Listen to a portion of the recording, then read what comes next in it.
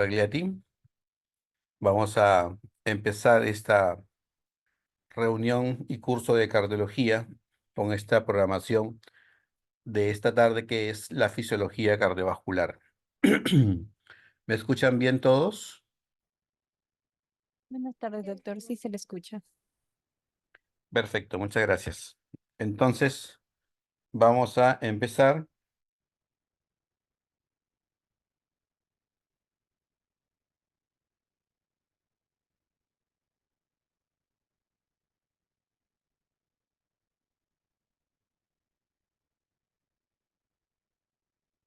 Bien, esta es una pequeña agenda que tenemos para hoy.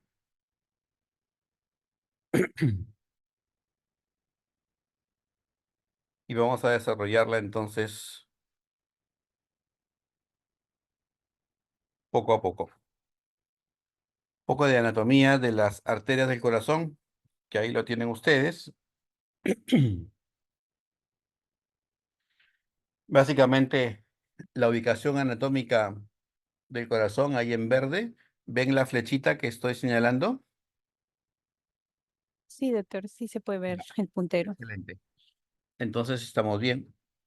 Esta es la ubicación de la silueta cardíaca de la posición anatómica del corazón propiamente, que como ustedes pueden observar, es centro izquierda, ¿no? Está en el centro, en el mediastino, y con la punta del corazón dirigida hacia la izquierda.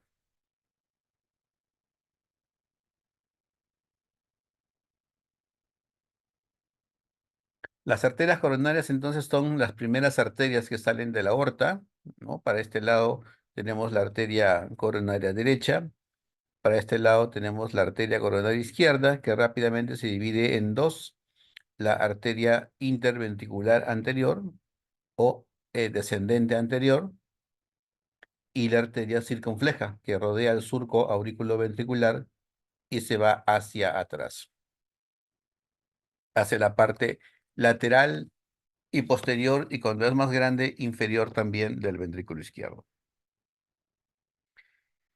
Estas arterias son las fundamentales. Noten ustedes el diámetro de la arteria aorta y el diámetro de las coronarias, ¿no?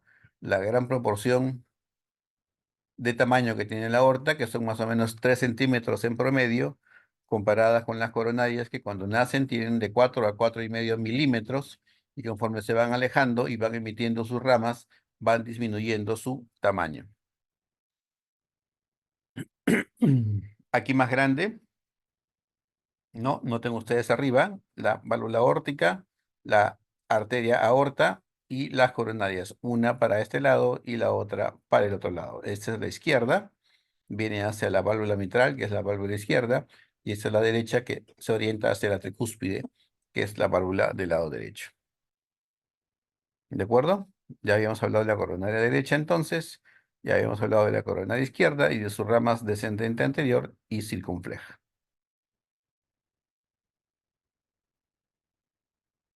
La coronaria derecha da también ramas importantes, que son la rama, esas ramas verdes que ustedes ven aquí, son las ramas, se llaman marginales agudas, y una rama que va hacia atrás, que ustedes la pueden ver en la foto de aquí, que es la arteria interventricular posterior o descendente posterior.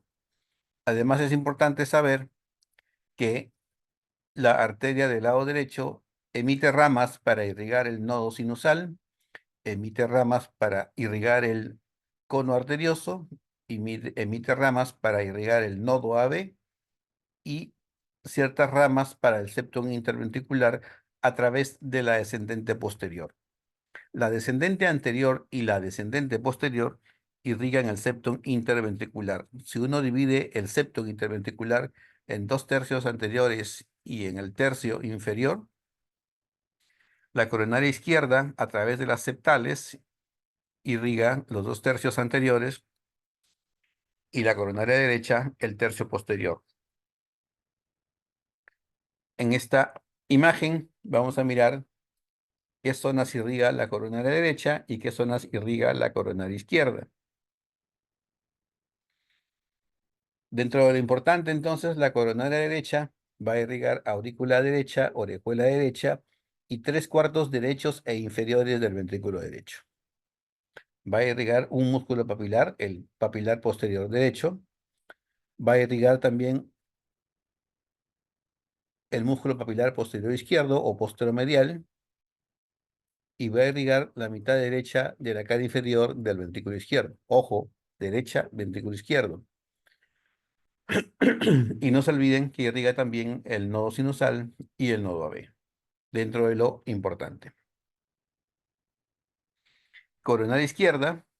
Coronaria izquierda irriga la aurícula y la orejuela de la aurícula izquierda y el tercio izquierdo de la pared anterior del ventrículo derecho.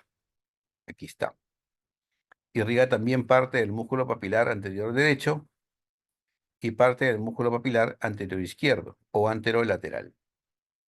Y así también irriga los 2/3 anteriores del septum interventricular, como ya les había mencionado.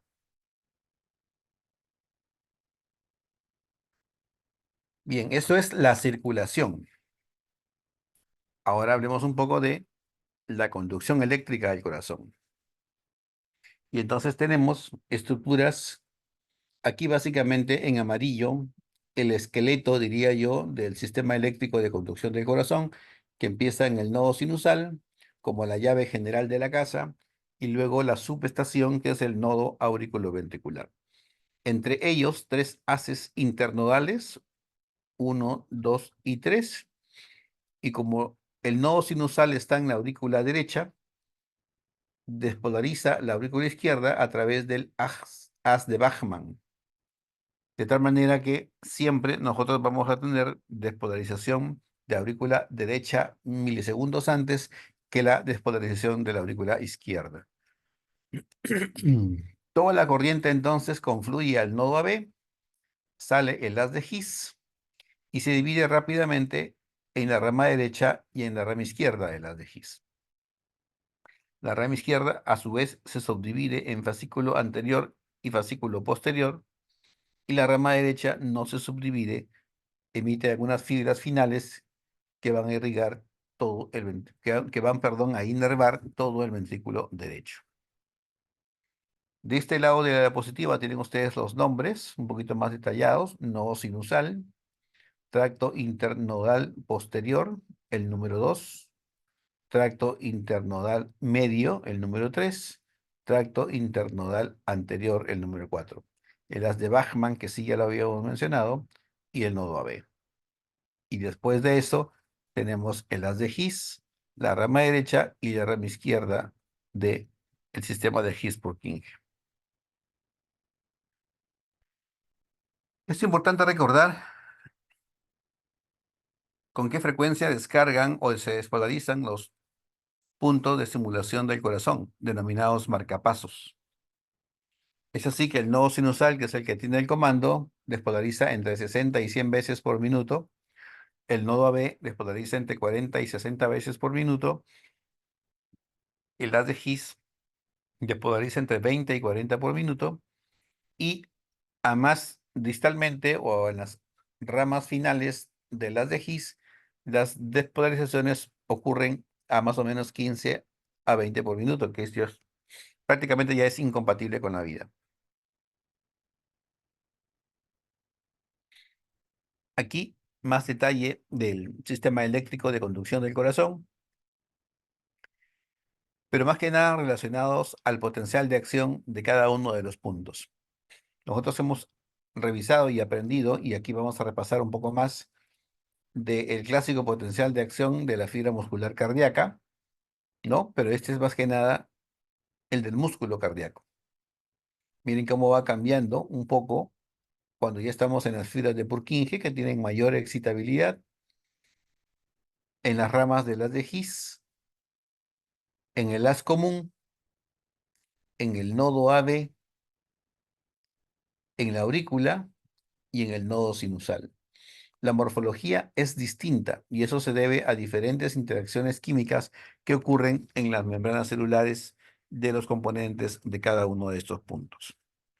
Y miren ustedes cómo interactúa esto con el electrocardiograma. La activación auricular se correlaciona con la onda P, la activación ventricular se correlaciona con el QRS y la repolarización van con la onda T y con la onda U. Aquí un poco para conversar acerca de el ciclo cardíaco. Empezamos por sístole y nuestra contracción ventricular nos va a llevar a tener dos procesos.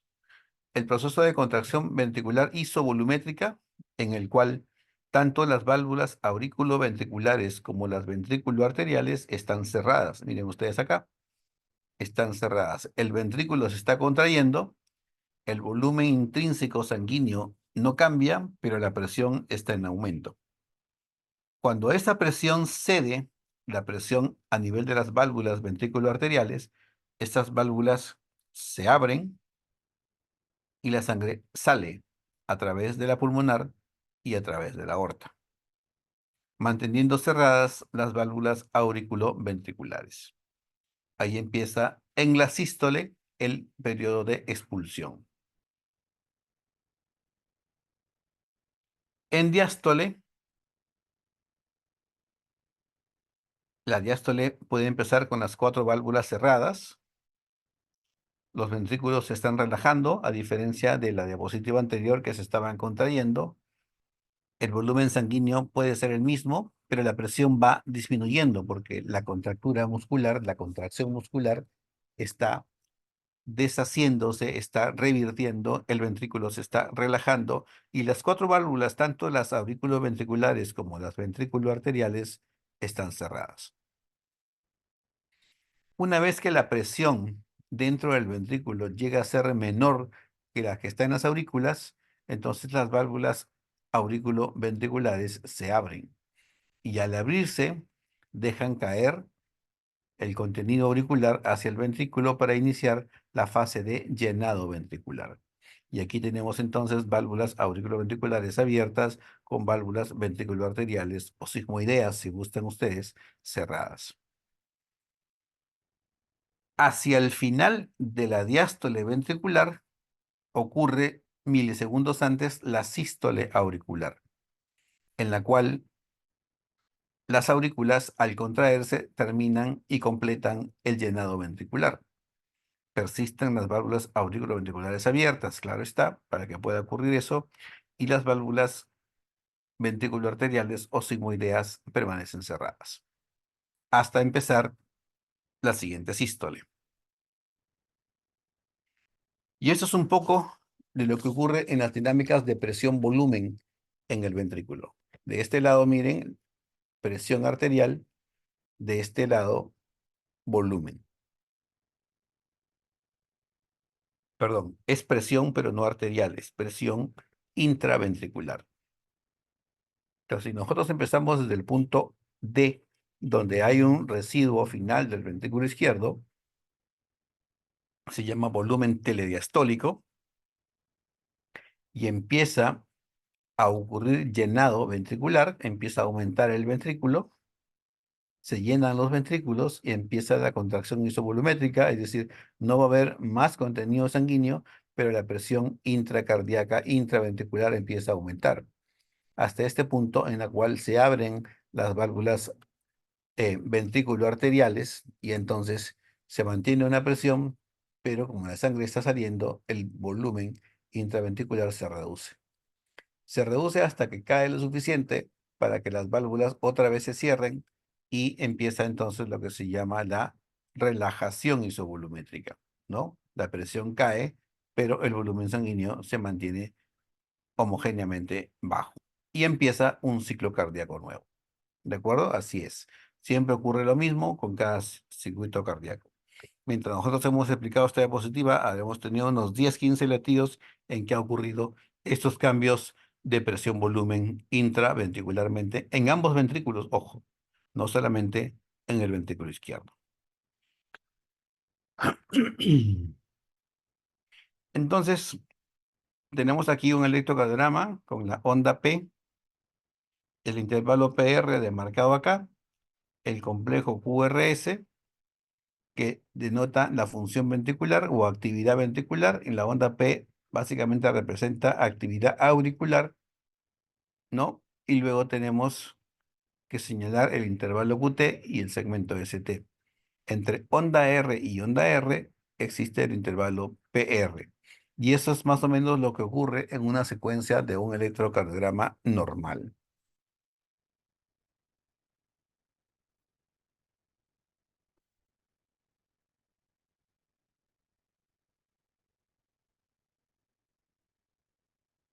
Pero ¿qué ocurre realmente en todo este potencial de acción?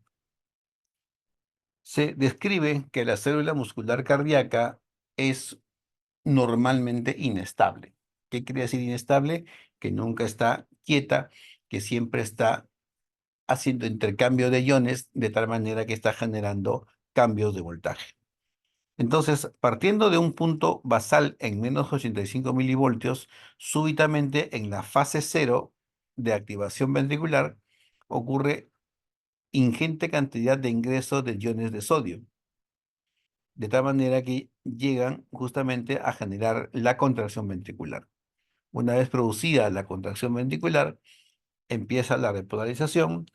En la fase uno o repolarización precoz existe importante cantidad de salida de potasio. En la fase 2 o de meseta hay dos fenómenos: el ingreso de sodio en poca cantidad, pero ingreso de calcio en grandes cantidades y que va por canales lentos. Esos canales lentos son los que generan esta meseta del potencial de acción para luego pasar a lo que se llama la fase 3. En la fase 3 va a salir o continúa saliendo potasio, pero en mayor cantidad, de la manera que rápidamente el voltaje va cayendo hacia una línea basal, donde finalmente la membrana entra en reposo y continúa saliendo potasio, para luego empezar un nuevo ciclo cardíaco.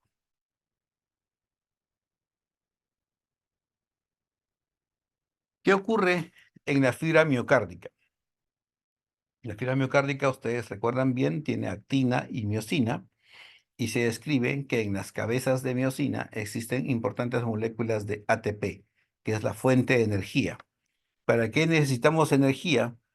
La energía se necesita para generar la contracción.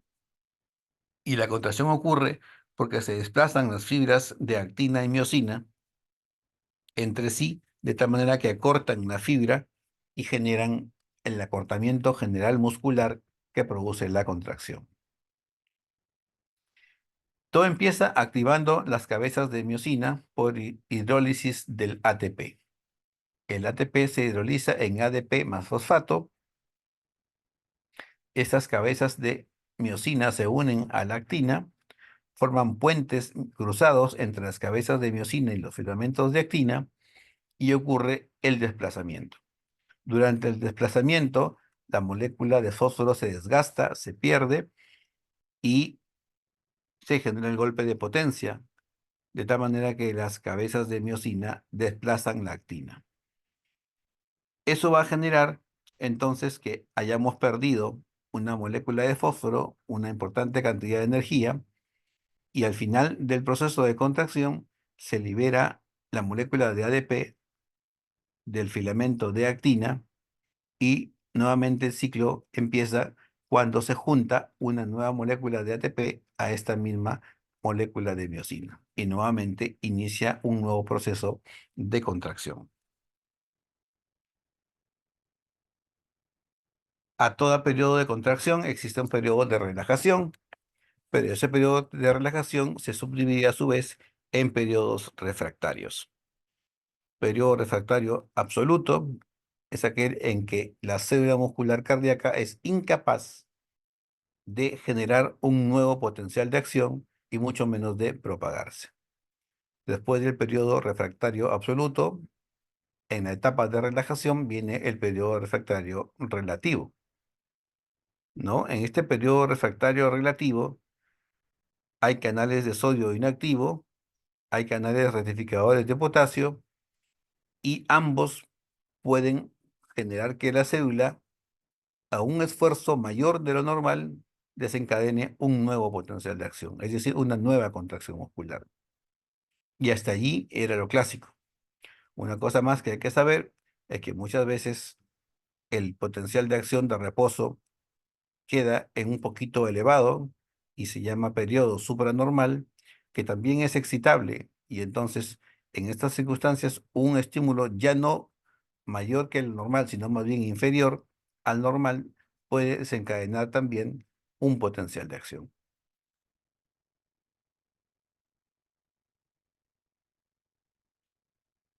Esta diapositiva es un poco para mostrar la gráfica del potencial de acción de las células nodales, fundamentalmente del nodo sinusal.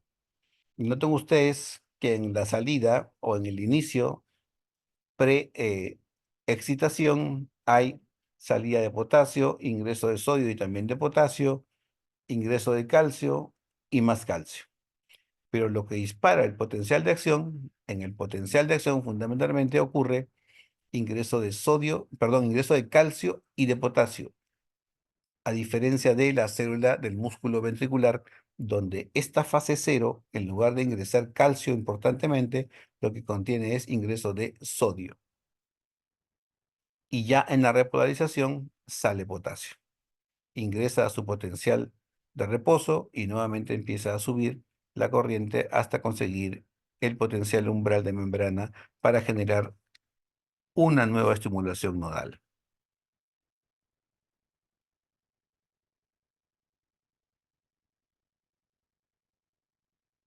En esta diapositiva estamos mirando las vías de señalización cardíaca, que es fundamentalmente los complejos de receptores, tanto de noradrenalina como de acetilcolina, para interactuar entre sí.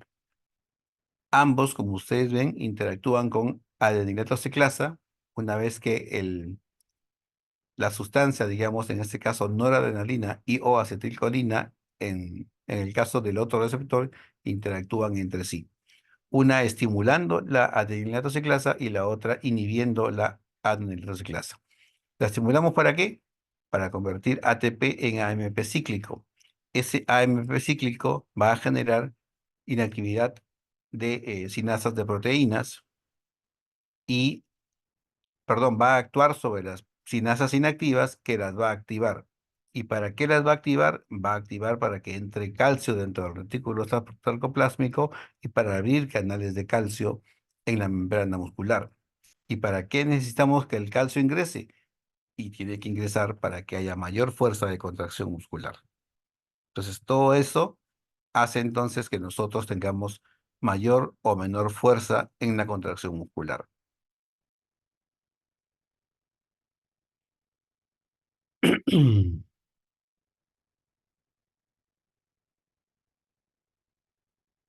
El corazón como bomba.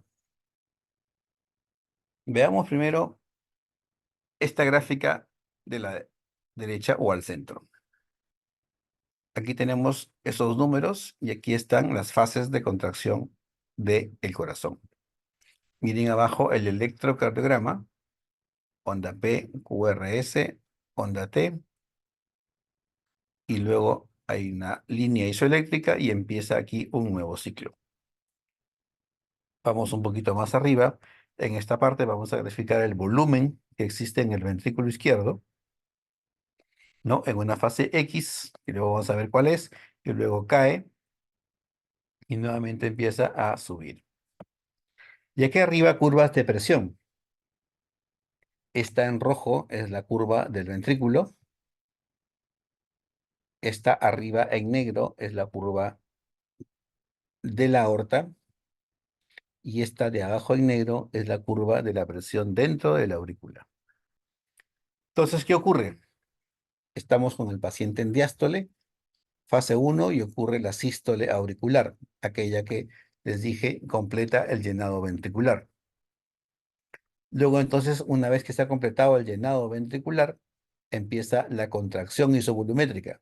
En la contracción isovolumétrica vamos a tener las cuatro válvulas cerradas, tanto las auriculoventriculares como las ventriculoarteriales.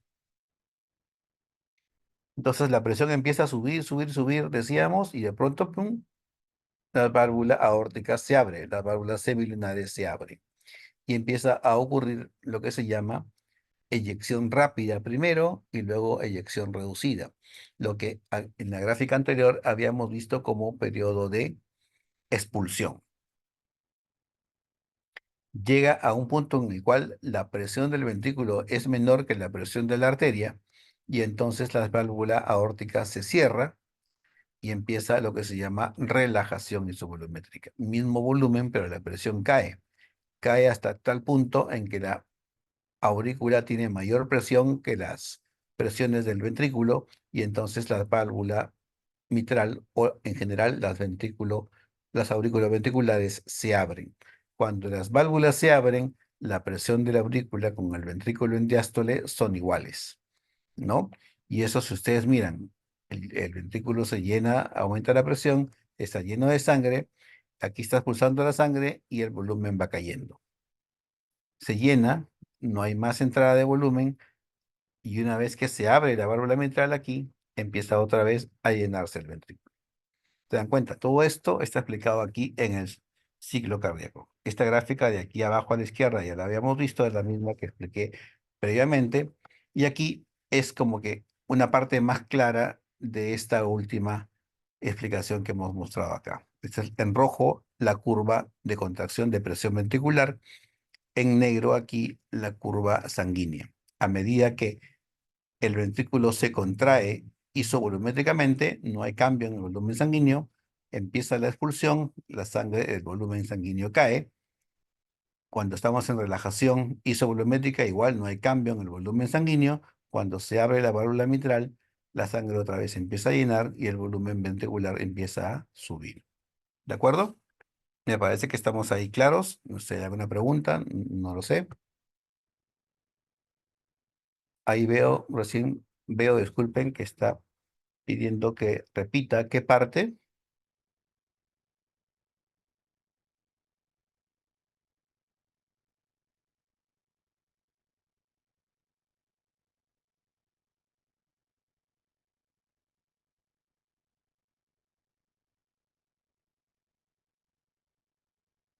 Sí. Repito todo.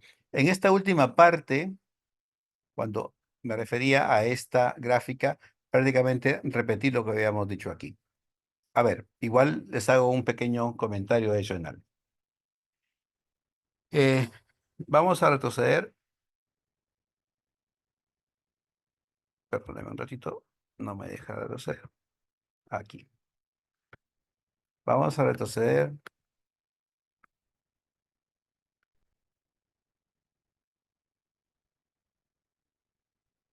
O no. Creo que soy mucho. Me parece que era aquí. Les dije aquí, punto D. Ubíquense en el punto D. Tenemos un volumen bajo, una presión baja. El corazón empieza a llenarse, estamos en diástole, se llena, aumentó el volumen, la presión conforme se llena también aumenta un poquito, pero una vez que se cierran las válvulas y empieza el periodo de contracción isovolumétrica, la presión sube grandemente hasta que se abren las válvulas sigmoideas, aórtica y pulmonar. Una vez que las válvulas se abren, obviamente la sangre está saliendo, al salir la sangre, el volumen claramente disminuye. Pero como hay fuerza, la presión se mantiene. Una vez que el volumen cayó y las válvulas auriculoventriculares se cierran, las ventrículos arteriales también, empieza la relajación isovolumétrica, ¿no? Cae la presión porque se está relajando el ventrículo y nos hemos quedado con poco volumen, porque hemos ido de aquí para acá y otra vez empieza un nuevo ciclo cardíaco. Entonces, eso mismo es lo que yo había puesto aquí. Aquí tenemos la válvula mitral cerrada. Si es que nos centramos solamente del lado izquierdo, empieza la contracción isovolumétrica, se abre la válvula aórtica, periodo de expulsión, Sale aquí en negrito la sangre, volumen, acuérdense. Acá arriba es presión. La presión cae hasta un punto en el ventrículo por debajo de la presión en la aorta, de tal manera que hace que la válvula aórtica se cierre y el ventrículo empieza a relajarse isovolumétricamente. Miren que no varía el volumen de sangre. Hasta que nuevamente la válvula mitral se abre. ¿Cuándo se abre la válvula mitral? La válvula mitral se abre cuando el volumen del ventrículo, o perdón, la presión del ventrículo es menor que la presión en la aurícula. Entonces, al haber menor presión, las válvulas auriculoventriculares se abren. Y al abrirse las válvulas auriculoventriculares, empieza un nuevo llenado, empieza un nuevo ciclo cardíaco. ¿De acuerdo? Entonces, esto es lo mismo que ya habíamos visto. Y aquí se está agregando nada más en negro la presión de la aorta. Recuerden que la presión sistólica de la aorta es la misma que la del ventrículo, más la presión del ventrículo diastólica no es la misma que la presión diastólica de la aorta. La presión diastólica de la aorta, perdón, del ventrículo, se iguala con la presión auricular y eso hace que las válvulas auriculoventriculares se abran. ¿De acuerdo? Entonces, eso es más o menos lo que había hecho. No sé si es que tienen alguna duda más.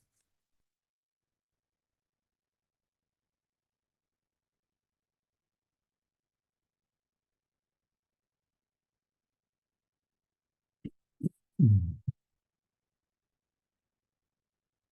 Muy bien, seguimos entonces.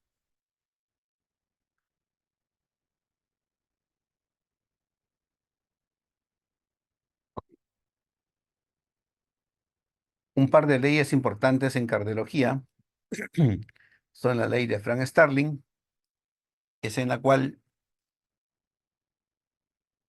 la relación entre longitud inicial de la fibra del miocardio y la fuerza generada por la contracción es mayor a mayor estiramiento. Es decir, cuando yo más estiro mi fibra cardíaca, más fuerza de contracción voy a tener. Pero, como todo sucede en la vida, todo tiene un límite. Por arriba de ese límite, por más que yo estire la fibra va a perder su elasticidad. Y al perder su elasticidad no se contrae más y se queda relajada, ¿no? Y eso sucede con los corazones que se han dilatado mucho, que han perdido su fuerza contráctil y por lo tanto se quedan con una fracción de eyección disminuida. Entonces, en esto consiste la ley de Frank Starling. La fibra miocardia, cuanto más se estira, más fuerza tiene de contracción, pero hasta un límite. Después de ese límite, más estiramiento más bien va a hacer que pierda la fuerza de contracción ventricular. La otra es la ley de Laplace, en el cual la presión de la pared muscular, surge de un determinado radio que pueda tener el ventrículo y de una presión interna que tengan los ventrículos sobre la pared. Miren ustedes aquí la presión ejerciendo tensión sobre la pared y va a depender de qué tamaño tenga esta cavidad. Obviamente, a mayor tensión va a generar mayor grosor de pared muscular, ¿no? Y esto se va a explicar por esta fórmula, ¿no? Donde la tensión de pared es igual a la presión por el radio del ventrículo. Lo normal es que estemos así. Si es que la presión aumenta, la tensión aumenta. Si es que el radio es mayor, también la tensión va a ser mayor.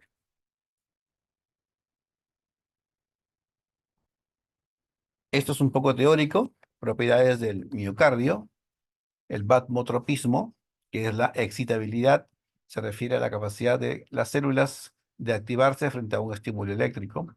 El dromotropismo es que este estímulo se propague en el sistema eléctrico de conducción del corazón. Cronotropismo es la rapidez con la cual se autoexcita la fibra.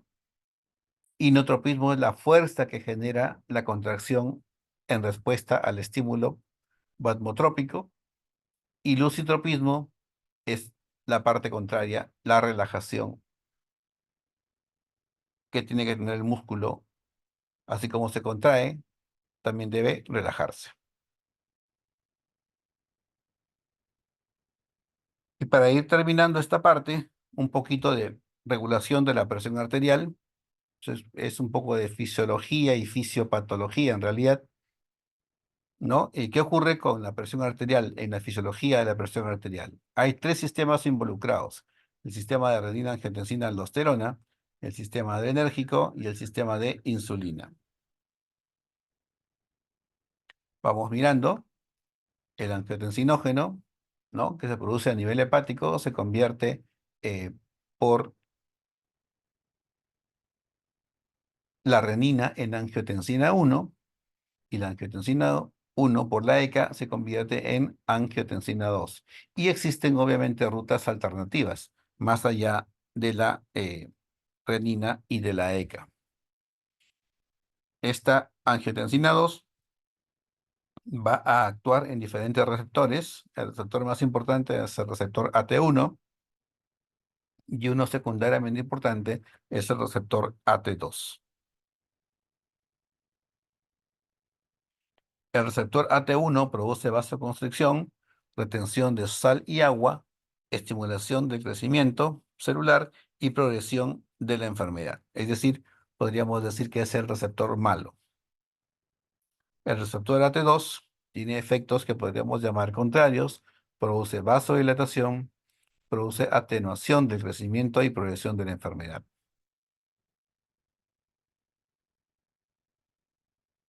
Es lo mismo que habíamos mencionado, como que el sistema de renina-angiotensina-aldosterona, que finalmente actúa a nivel del receptor AT1, va a generar vasoconstricción, mayor presión arterial o presión arterial elevada, va a generar remodelamiento arterial e hipertrofia arterial, generando que la luz de conducción sea más pequeña y a su vez la pared arterial más dura y más resistente.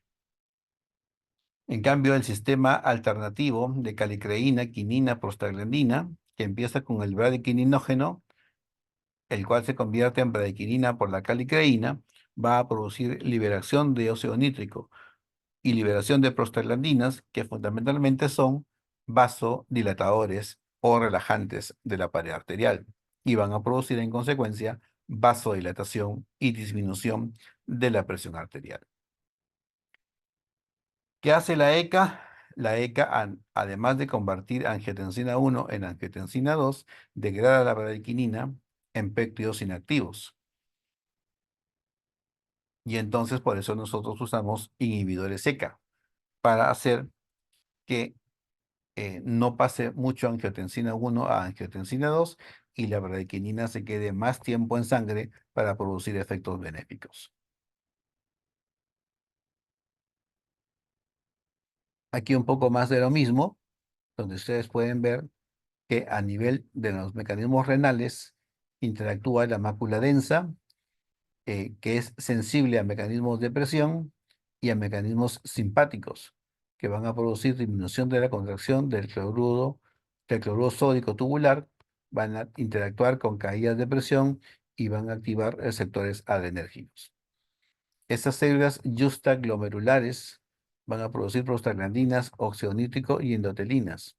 Van a generar preprorenina, renina, angiotensinógeno, angiotensina 1 y angiotensina 2, con los efectos que ya hemos conversado aquí, ¿no? Si queremos verlo un poco más, la angiotensina 2, que se une al receptor AT1, va a aumentar la sensibilidad a las catecolaminas, va a aumentar la actividad simpática, va a aumentar la contracción de las células mesangiales, va a aumentar la vasoconstricción, va a aumentar la resorción de sodio y agua, va a aumentar la liberación de aldosterona, va a aumentar la secreción de hormona antidiurética, va a aumentar la expresión y crecimiento de protooncogenes, va a generar pérdida de sodio y potasio y va a aumentar la síntesis de matriz extracelular. Es decir, todos los efectos deleterios se van a estimular cuando la angiotensina 2 se ligue al receptor AT1. A nivel intrarrenal, va a generar incremento en la presión glomerular con estrés oxidativo, fibrogénesis e incremento de la hipersensibilidad glomerular. Finalmente, esto a nivel renal nos lleva a una enfermedad renal crónica. ¿Por qué se produce insuficiencia renal en el hipertenso? Por estos mecanismos. Pero los sistemas que hemos visto al comienzo interactúan, de tal manera que ya hemos hablado de estimulación simpática. Si hay hipotensión, se estimula más el simpático, se pierde sodio, interactúa en el riñón ¿qué hace? Libera renina, convierte más angiotensinógeno en angiotensina 1, la angiotensina 1 va a la angiotensina 2, activa asimismo el sistema nervioso simpático, produce hipertrofia vascular e hipertrofia cardíaca, aumento de presión arterial. Se aumenta el gasto cardíaco, se aumenta el volumen sanguíneo, además la corteza suprarrenal produce más aldosterona con retención de sodio y agua. Es decir, se liberan muchos mecanismos. La angiotensina 2, miren, produce también SET y aumentos, esto sí ya lo habíamos mencionado, de liberación de hormona antidiurética. El sistema adrenérgico empieza en el neoencéfalo o la corteza cerebral, interactúa con el paleoencéfalo y va a generar estimulación simpática con liberación de catecolaminas. Y en contraparte, el sistema parasimpático o inhibidor va a liberar acetilcolina para tratar de contrarrestar toda esta actividad.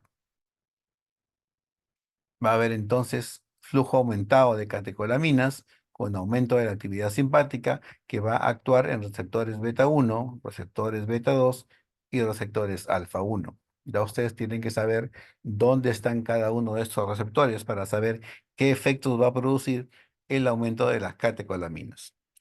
El balance general, ¿cuál es? Que va a haber hipertrofia del músculo cardíaco, va a haber dilatación, va a haber isquemia y va a haber arritmias y muerte. Los receptores beta 1, les adelanto, están en el músculo cardíaco fundamentalmente. Los receptores beta 2 están en el músculo liso bronquial fundamentalmente. Y los receptores alfa 1 están en arterias y venas de todo el cuerpo. Las catecolaminas también producen vasoconstricción renal al interactuar a nivel del receptor alfa 1, produciendo vasoconstricción, remodelado, efectos metabólicos adversos, resistencia a la insulina, dislipidemia con retención de sodio y agua, o de sal y agua, si queremos decirlo de esta manera. Los núcleos, como ya hemos visto, están en la corteza cerebral y en el paleoencéfalo a nivel del hipotálamo, ¿no? En el núcleo rostroventral del bulbo raquídeo, también están en la protuberancia, en la médula y en la cuerda espinal. Entonces, los centros superiores interactúan sobre el hipotálamo, hay una interacción de ida y vuelta con liberación de y estimulación simpática, con contrabalance del sistema vagal, el sistema parasimpático y liberación de neurotransmisores. Todos ellos van a interactuar a nivel cardíaco y de vasos sanguíneos.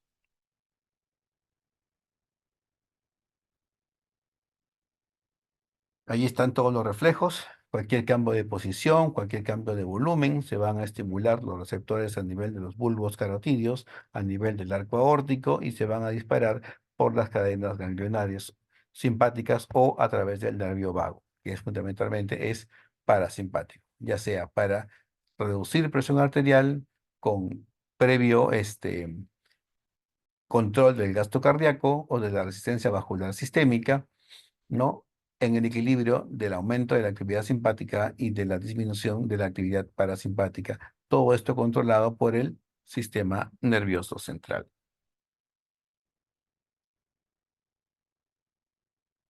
Diferentes sustancias, no solamente quimiorreceptores, sino también varoreceptores, y la respuesta del sistema nervioso central nos van a controlar todo lo que es la presión arterial. La insulina, ¿qué tiene que ver la insulina aquí? La insulina también interactúa. Uy, me falta una diapositiva. No sé qué se hizo. Déjame ver si la tengo acá. Sí, acá está. No sé por qué no sale. Le puse no ponerla. Ok, vamos a ponerla. Ahora sí, la podemos ver.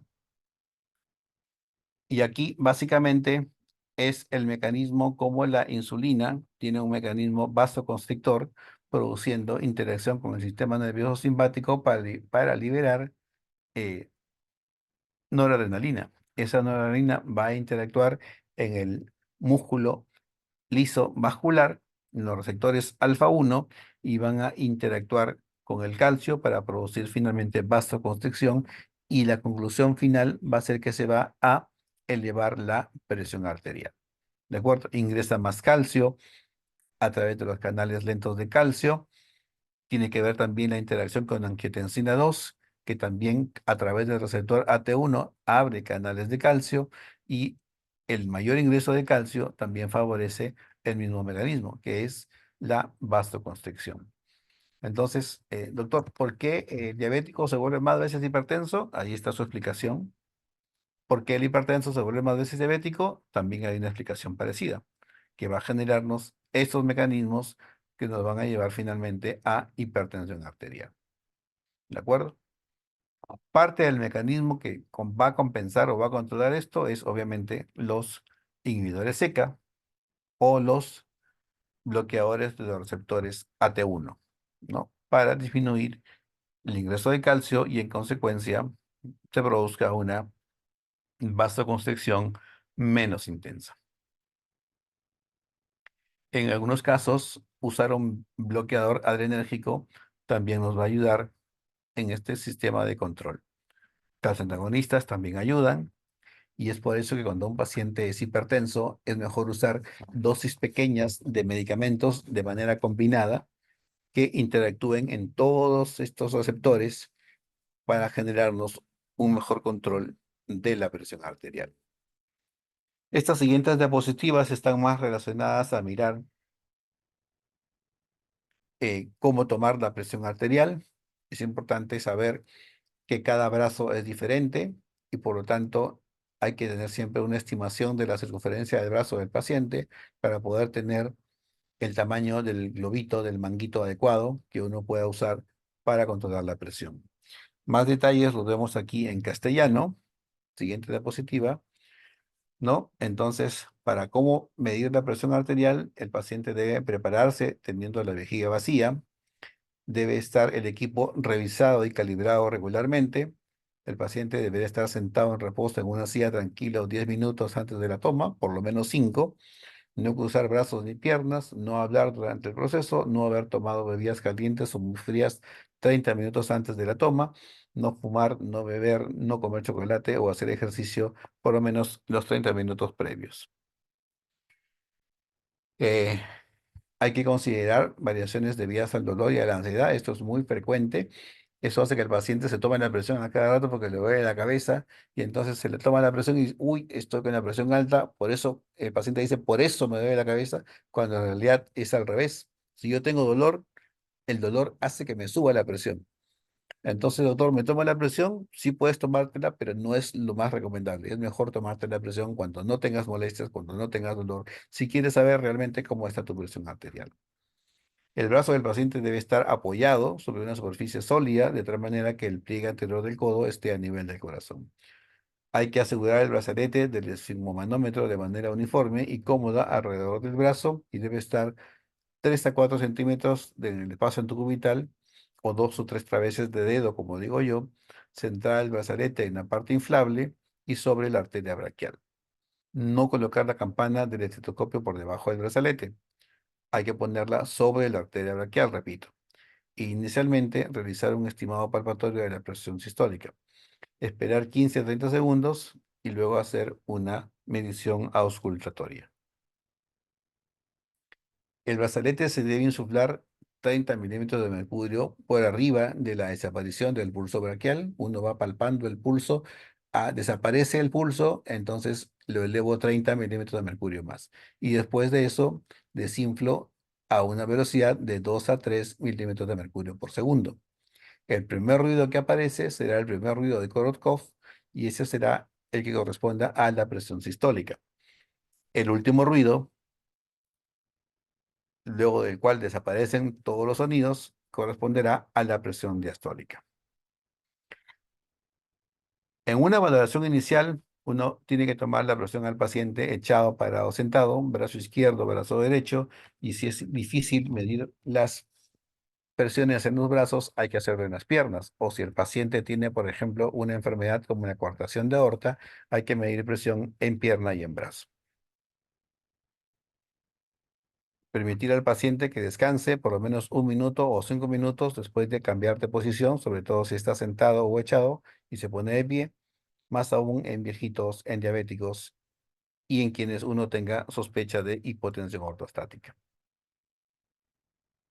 Vamos a ver si corre esto y si su audio funciona, pero aquí más o menos es para escuchar los ruidos de Korotkov.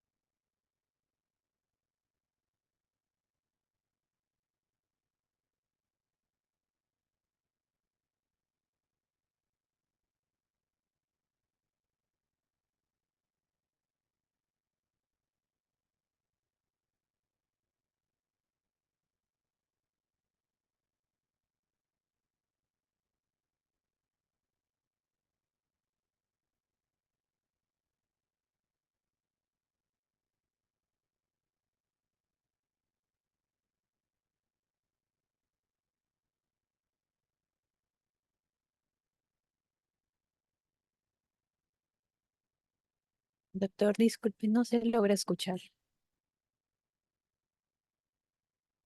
Lo que pasa es que hay un sonido bajito, había como que un estruendo, pero luego no sé si ahorita están escuchando, justo empezó a sonar cuando me preguntaron, miren ahí, ahora sí escuchan algo. No, doctor, no se logra escuchar.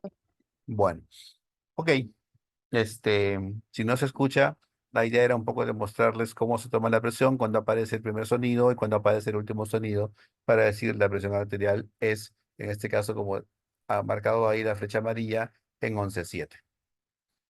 Ok, bueno, seguimos entonces, ya que no lo están escuchando bien, y vamos a seguir con nuestra presentación.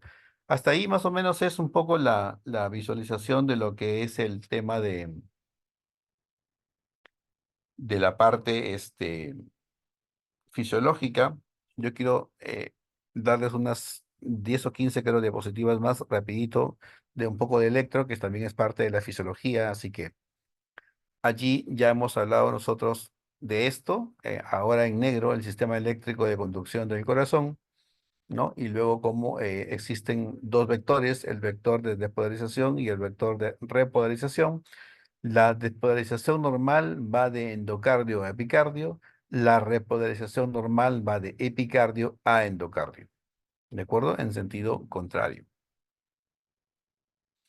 Es la teoría del dipolo, donde existe una célula en reposo, luego recibe un estímulo eléctrico y entonces empieza a activarse el dipolo y empieza a cambiar la celularidad, empieza a invertirse, generando cargas negativas en el exterior y cargas positivas en el interior, como ustedes ven aquí finalmente.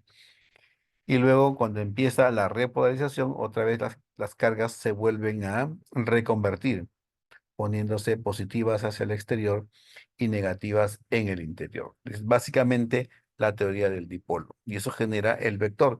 El vector de despolarización va a tener una cabeza con carga positiva y una cola con carga negativa, y al revés, el vector de repolarización va a tener una cabeza con carga negativa y una cola con carga positiva.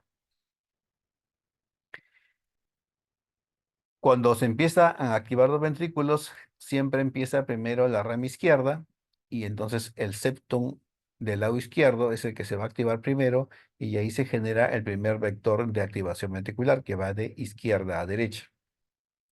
Luego se activan en simultáneo ambos ventrículos, se suman todas las cargas y se genera un vector resultante de esta parte, que es el vector 2 o vector de paredes libres. Y finalmente se activan todas estas zonas que se llaman las zonas basales para que se generarse un tercer vector, que es el vector de masa restante. Y así se va dibujando todo el complejo QRS. Saber también que en precordiales, como ustedes ven aquí, la onda R va creciendo progresivamente conforme vamos yendo desde B1 hasta B4. En B5 y B6 ya no crece más, se suele quedar ahí, pero fundamentalmente es una R predominante. Puede haber Q pequeña o S pequeña, pero generalmente es una R predominante. La teoría del dipolo que ya hemos explicado, saber que las derivaciones de miembros evalúan al corazón en un eje horizontal, ¿no? Y las derivaciones, perdón, estas son las derivaciones de precordiales que miran al corazón en un eje horizontal y las derivaciones de miembros que ven al corazón en un eje frontal, que es perpendicular al anterior. Ahí se va formando la onda P con la activación auricular, ¿no? Luego empieza a haber la repolarización auricular, luego ocurre la activación ventricular y finalmente la repolarización ventricular. Se van generando la onda P de activación, la onda inversa de repolarización, la onda de activación ventricular y la onda T de repolarización. Doctor, pero esta onda no la veo en el electrocardiograma. No se ve pues porque justo cae en el momento del QRS y el QRS la enmascara. No se ve. A diferencia de la onda T, que sí se puede evaluar. Sea, ahí están las denominaciones que ustedes conocen: intervalo PR, onda P, segmento PR. Un segmento es una línea, no se olviden. Tenemos segmento PR y segmento ST. Un complejo es un conjunto de ondas positivas y negativas, QRS, por ejemplo. Un intervalo es un conjunto de ondas, segmentos y ondas, ¿no? Como es el intervalo QT. Intervalo PR consiste en una onda y un segmento. Y en algunos casos aparece la onda U, que no se sabe qué valor tiene, pero ahí muchas veces se puede ver. Y ya habíamos visto también el intervalo RR, que va de R a R y se mide aquí abajo. En este caso, mejor dicho, representado aquí abajo. Esta es una secuencia de lo que podría ser una derivación 2. Tenemos PQRST y la secuencia se repite en cada latido. Este es un papel milimetrado donde 5 cuadraditos son 0,20 segundos y 10 cuadraditos en vertical son 10 milímetros, que equivale a 1 milivoltio. Para que esto de 0,20 se cumpla en 5 cuadraditos, tiene que el papel correr siempre a una velocidad de 25 milímetros por segundo. Ahí tienen, el papel es milimetrado, hay marcas chiquitas de 1 milímetro y hay marcas más grandes cada 5 milímetros.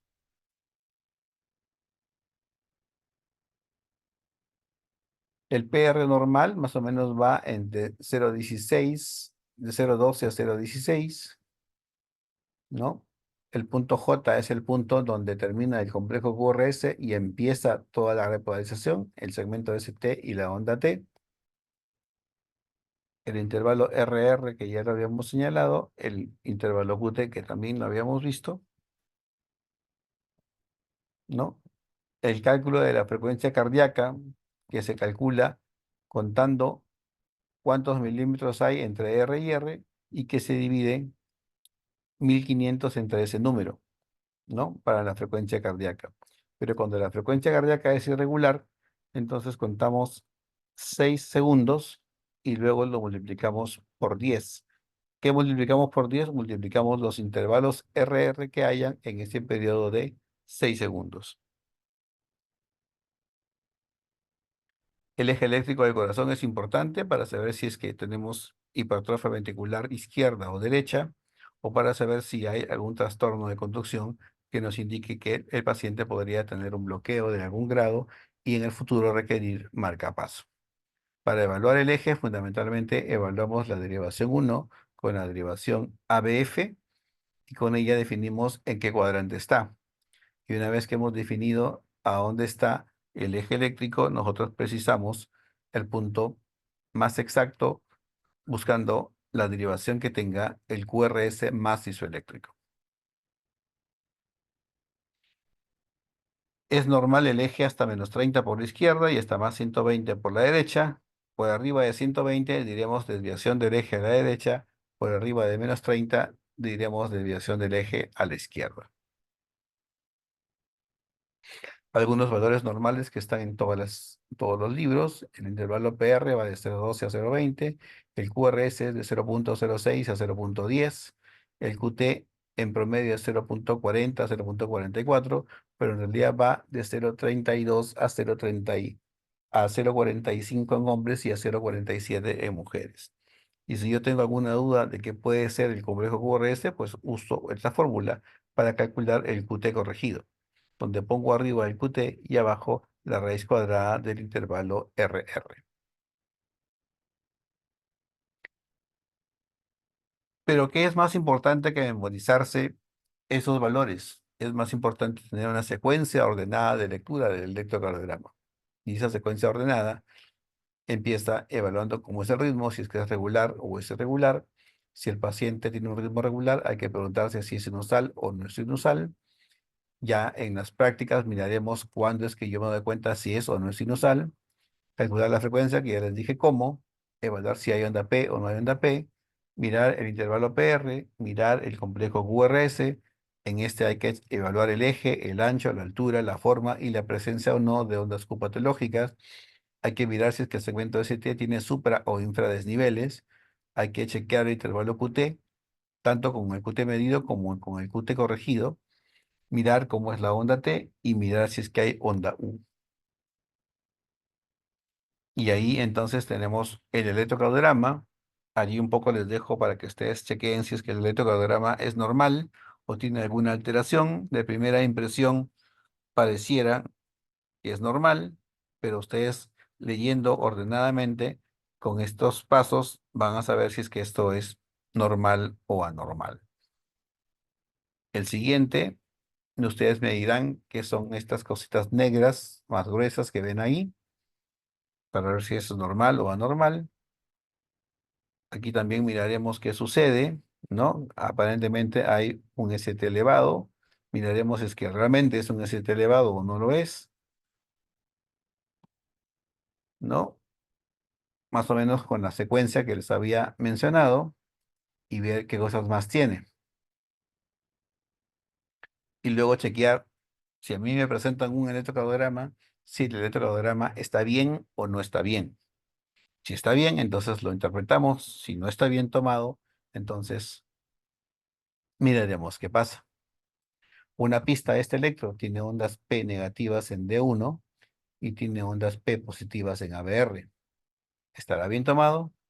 ¿Cómo es ABR? ¿Cómo debe ser ABR? ¿Cómo debe ser B1? ¿Cómo debe ser D2? Y entonces nosotros detectaremos si es que algo pasa o no pasa nada. Bien, con esta pequeña introducción del electrocardiograma, que también creo es parte de la fisiología, entonces eh, concluimos esta parte de fisiología cardíaca y esperemos si hay alguna pregunta o alguna duda para conversarlo. Quedo atento.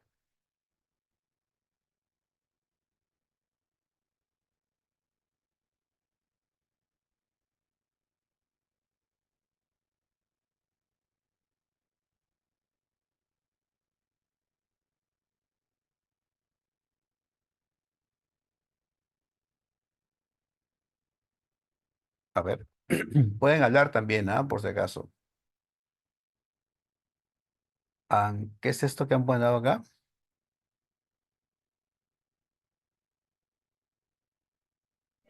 Es el link de la asistencia, doctor. Es el link de asistencia, doctor. Ah, ya. ¿Les tengo que pasar lista? ¿O ustedes ya se pasaron lista? Solo lo llenamos ese que mandan, doctor, ese link. No se preocupe. Y queda ahí grabado, ¿no es cierto? Sí. Ya. Camila Lipa, ¿qué cosa es endocardio y pericardio? ¿Debo entender?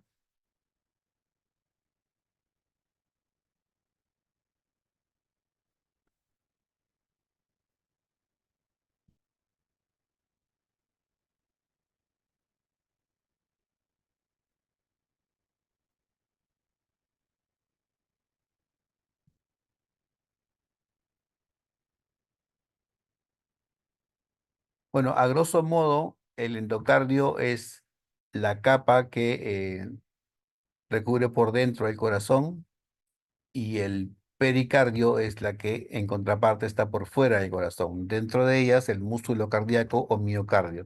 De esta manera que tenemos endocardio, miocardio y pericardio, ¿no?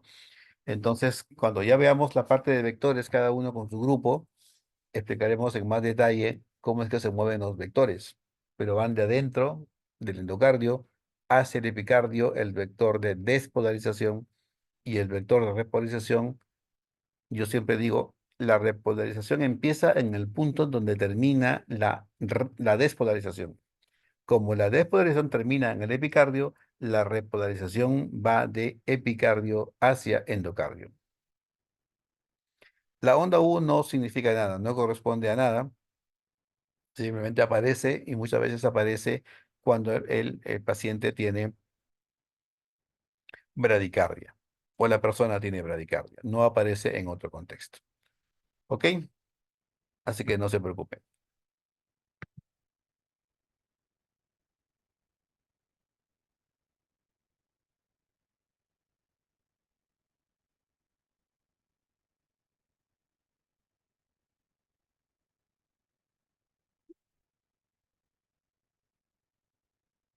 Muy bien, si no hay más preguntas, entonces les agradezco su presencia y estamos viéndonos en las prácticas o en la siguiente clase que me corresponde.